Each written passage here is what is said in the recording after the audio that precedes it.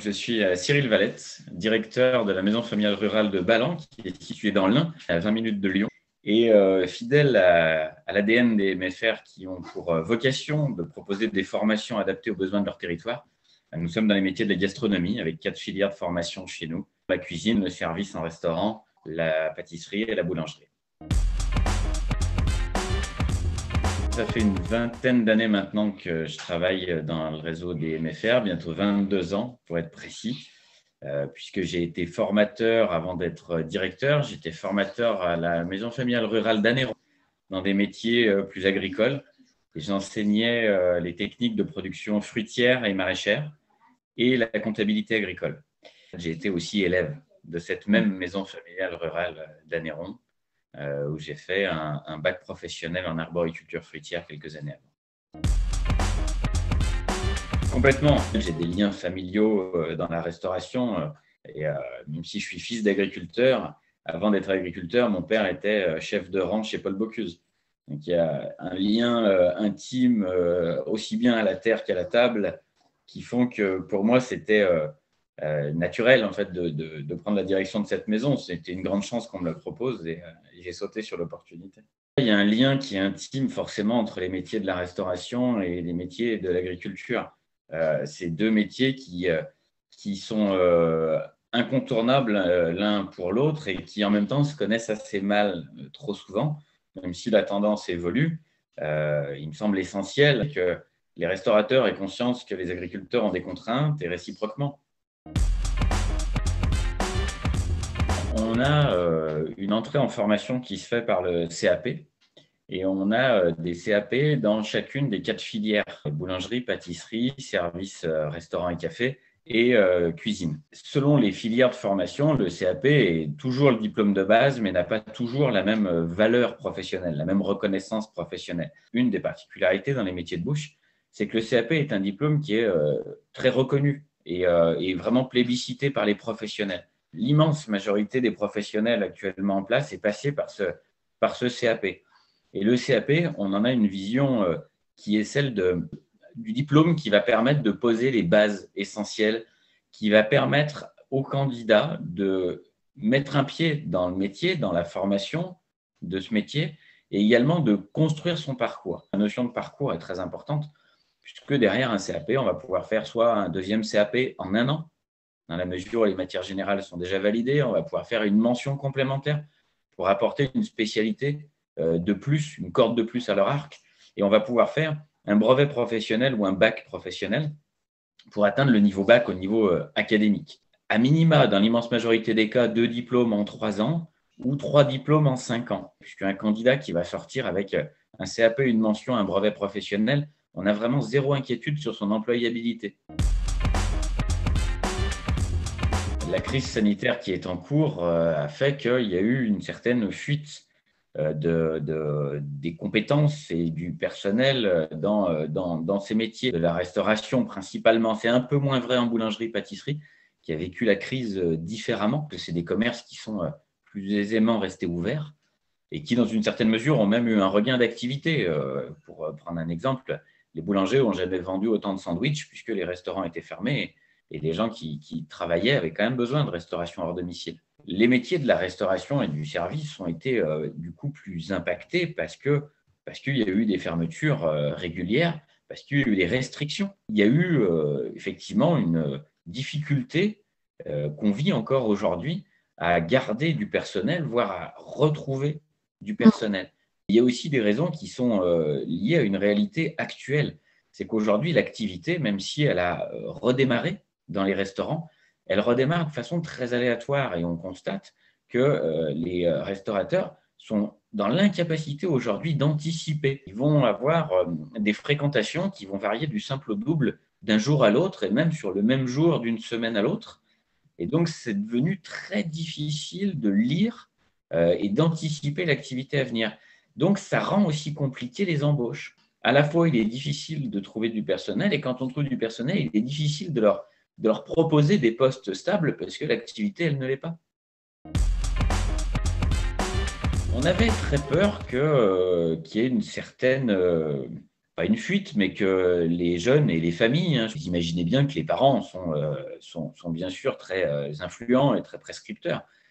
Et au final, on n'a pas constaté plus de peur que ça. Et dans une certaine mesure, c'est presque le contraire même qui se passe, puisque justement, ça donne une employabilité qui est majeure. Par contre, ça a très grandement renforcé la recherche de sens.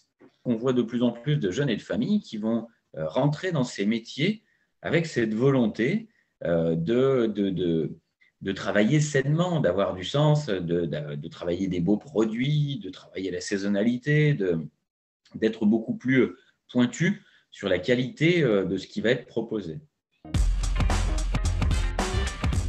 On a gardé un public qui vient dans ces formations pour trouver du sens. On a gardé bien sûr un public de scolaires qui sort du collège et qui est un petit peu fâché avec l'école par manque de sens, justement. Et effectivement, on a de plus en plus de reconversions, et reconversions au sens large, autrement dit, des reconversions professionnelles comme des reconversions scolaires. Des publics qui sortent de bac, voire de fac, et qui ne s'y retrouvent pas dans ces parcours-là, notamment d'ailleurs par le fait qu'il y a eu beaucoup de cours à distance et que ça a fait décrocher un certain nombre de candidats qui se sont questionnés différemment. Nous, à l'inscription, on ne sélectionne pas les candidats sur leur niveau scolaire, on ne sélectionne pas sur dossier. On rencontre systématiquement les candidats et notre souci, c'est quel est leur projet, est-ce que le projet est fiable et comment nous, école, on va pouvoir contribuer. On voit des jeunes, ou moins jeunes d'ailleurs, qui arrivent et qui ont envie presque de créer des nouveaux concepts, qui ont une approche, une vision très précise de ce qu'ils souhaitent faire, de ce qu'ils souhaitent proposer. On apporte, en plus du programme, des éléments que je vais appeler complémentaires. On va beaucoup plus aujourd'hui insister sur le lien entre l'alimentation et la terre, par exemple. On insiste beaucoup sur la saisonnalité, on insiste beaucoup sur la connaissance des produits, la connaissance de l'origine des produits. On estime aujourd'hui que dans nos métiers, de travailler un produit dont on ne connaît rien, c'est plus possible. Et on doit respecter les saisons, on doit avoir conscience de l'impact environnemental qu'on peut générer par notre travail, et puis avoir conscience d'une façon générale qu'un consommateur aujourd'hui est beaucoup plus éclairé. J'en pense beaucoup de bien, même si c'est forcément quelque chose qui est questionnant pour les professionnels, puisqu'il faut bien comprendre que dans les métiers de la restauration, l'immense majorité des chefs d'entreprise, c'est des très petites entreprises. C'est un format qui est assez classique, donc l'augmentation des salaires, elle est devenue totalement indispensable pour, d'une part, regagner en attractivité. C'est également une logique, c'est-à-dire que ce personnel doit vivre et il n'y a pas de raison que dans des métiers qui sont déjà des métiers exigeants, on ait des salaires qui ne soient pas au niveau de ce qu'on pourrait trouver ailleurs. On l'a beaucoup entendu pendant la crise pour d'autres métiers que les nôtres, mais on voit bien que ce n'est pas les métiers les plus essentiels qui sont les mieux valorisés. On est un petit peu quand même concerné par ça dans les métiers de la restauration. Alors ça, c'est une excellente question. Moi, je crois beaucoup que ça ne suffira pas. C'est-à-dire que, bien sûr, qu'augmenter les salaires, encore une fois, il y a une réalité pragmatique, c'est que tout le monde a une famille à nourrir et tout le monde doit vivre et ne se résume pas à son activité professionnelle. Mais si l'augmentation des salaires ne s'assortit pas d'une recherche de sens, d'une qualité de vie au travail, d'une implication des personnes, ça ne fonctionne pas. En fait, aujourd'hui, on aura beau avoir des salaires augmentés, si on va dans un restaurant qui continue à servir des tomates au mois de janvier, à mon avis, on aura toujours le même problème. Par contre, c'est de se dire, ce que je fais, ça a du sens, ça me parle, ça répond à mes valeurs par le respect de l'environnement, par la qualité des produits, par la fierté que je peux avoir de travailler dans cet endroit qui me renvoie à une image de moi-même qui est celle que je recherche. C'est vraiment un ensemble de choses. Donc, on n'est que sur la partie émergée de l'iceberg quand on parle des salaires. Plus à mes yeux, une évolution, une transition des métiers qui s'assortit d'une évolution des états d'esprit. En fait, il y a une génération de restaurateurs, de cuisiniers qui a été formée à une époque où on n'était pas traversé comme aujourd'hui par ces problématiques environnementales, ces problématiques d'origine des matières premières. Donc, il y a plus une véritable évolution des états d'esprit qui se fait avec un peu un choc des générations. Les gens qui arrivent sur le marché du travail aujourd'hui ont une vision très, très poussée de ce qu'ils ne veulent pas faire. Et des restaurateurs en place qui sont un peu heurtés par ça parce qu'il y a aussi un jeu de concurrence et de demande des consommateurs. Je ne sais pas si on peut parler de nouveaux métiers, mais en tout cas, aujourd'hui, on va plus s'intéresser à l'expérience client qu'à l'assiette seule, quoi. Là aussi, ça ne suffit pas. On va chercher un concept plus global. C'est que les salariés dans la restauration sont en recherche de sens. Je pense que les consommateurs le sont tout autant. Donc, on voit apparaître beaucoup de concepts. Déjà, ça peut être différents types de cuisine, mais ça peut être différents environnements aussi. La salle de restaurant a beaucoup changé. Elle est beaucoup plus variée. On a beaucoup plus aussi de concepts partagés. Oui, oui. Il y a une véritable différence, effectivement.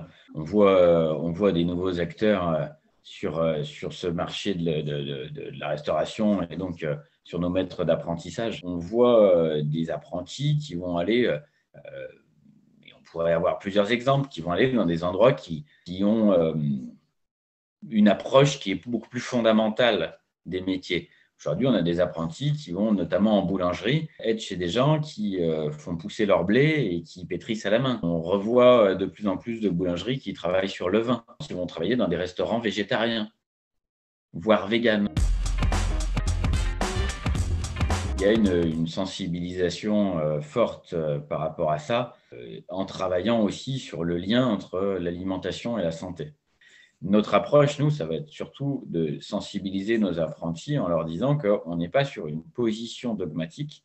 Ce n'est pas finalement notre avis personnel qui compte, même s'il est important, bien entendu. Et on débat beaucoup, on discute beaucoup. Et c'est principalement de se dire comment, moi, professionnel, je réponds à une demande de clients sur l'aspect végétarien, sur l'aspect du sans gluten, sur les aspects régime alimentaire d'une façon générale, sur saisonnalité des produits. On insiste beaucoup là-dessus. On propose à nos apprentis des modules complémentaires.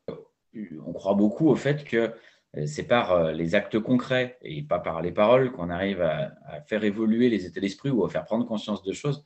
Et dans l'établissement, on a notre propre potager. On a développé un potager en permaculture, donc en bio, avec une véritable vocation de durabilité, où on va travailler énormément d'espèces différentes, en fruits, en légumes, en fleurs, pour éveiller aussi à la diversité.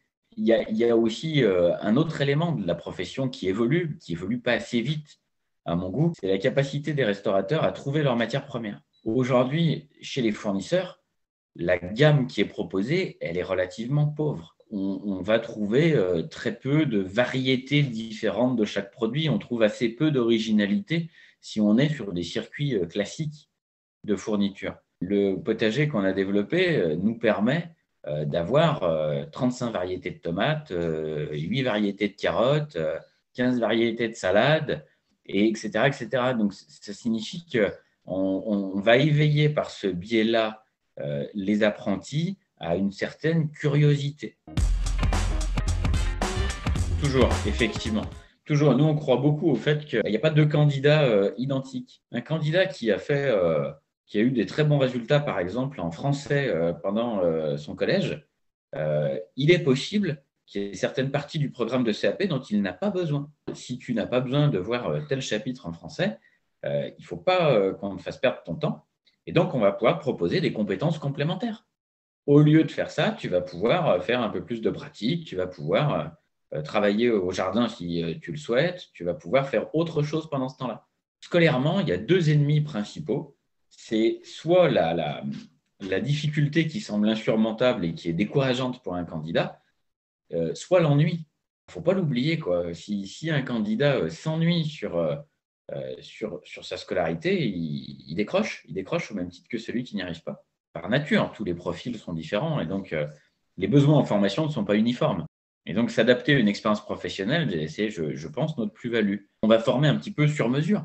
On peut tout à fait, quelqu'un qui a déjà un diplôme qui est supérieur au niveau CAP, on va pouvoir lui proposer le diplôme du CAP pour qu'il ait une reconnaissance, mais avec un contenu qui est vraiment adapté à son besoin. Moi, je leur dirais que quelle que soit l'idée qu'ils ont, il faut qu'ils la poussent à fond. Je pense que ce qu'il y a de plus dangereux, c'est quand on essaye de faire des choses en ayant des influences multiples. Je pense que se lancer à plusieurs, ça peut être à la fois beaucoup plus riche et beaucoup plus sécurisant. Et puis, il faut aussi réfléchir à une forme de cohérence. C'est-à-dire qu'il vaut mieux avoir une petite salle de restaurant et qu'elle soit toujours pleine que d'avoir une grande salle qu'on va peut-être remplir de temps en temps. Il vaut mieux avoir une restauration abordable avec des bons produits simples plutôt que de vouloir faire de la haute gastronomie et de perdre l'équilibre financier qui peut aller avec. C'est pragmatique, mais les compétences de gestion, elles sont fondamentales. Je dirais que le plus grand piège, c'est quelqu'un qui se lance par passion de la cuisine, mais qui oublie qu'il y a une réalité économique derrière. Mon mot de la fin, ça serait de dire que tous ceux qui ont envie de s'expérimenter dans les métiers de l'alimentation, moi, je crois que c'est vraiment le bon moment pour le faire. On est sur une vraie transition et chacun a quelque chose à apporter. Et je crois qu'il n'a jamais été aussi vrai qu'on peut exprimer sa personnalité dans ce métier. Ça n'a jamais été aussi vrai qu'aujourd'hui.